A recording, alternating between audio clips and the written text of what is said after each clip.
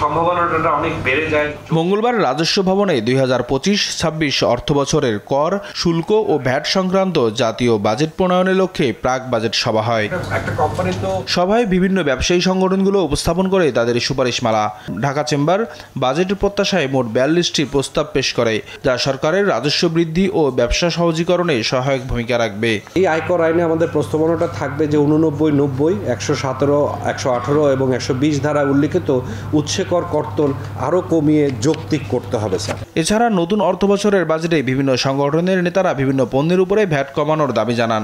আমাদের যে mineral water আজকে এটা এসেনশিয়াল প্রোডাক্ট হয়ে গেছে। রিক্সাওয়ালারা চেষ্টা করে একটা বিশুদ্ধ পানি খাওয়ার জন্য, কিন্তু এই পণ্যটার উপরে 5% সাপ্লিমেন্টারি ট্যাক্স আছে। আমরা অনুরোধ করবো এই ট্যাক্সটা উঠে দিলে, কস্টটা কমলে সাধারণ মানুষ এই বিশুদ্ধ পানি খাওয়ার জন্য আরো সুবিধা হবে। আমদানির উপর যে নির্ভরতা সেটা স্যার অনেকাংশেই কমে আসবে। তো স্যার যদি এই সাপোর্ট আমরা পেয়ে থাকি 1% ডিউটি স্যার ক্যাপিটাল মেশিনারি ইম্পোর্টের বেলায়, তাহলে স্যার এটা আমাদের জন্য একটা খুব বড় হেল্প হবে স্যার।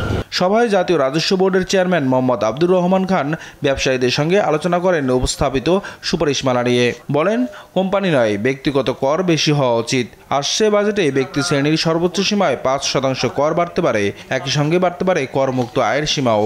কর্পোরেট রেট ট্যাক্স হবে সবসময় কম, ইন্ডিভিজুয়াল হবে সবসময় বেশি। কারণ আমরা ইন্ডিভিজুয়াল ব্যবসা যারা করে তাদেরকে কর্পোরেট ট্যাক্স পেয়ার করতে চাই।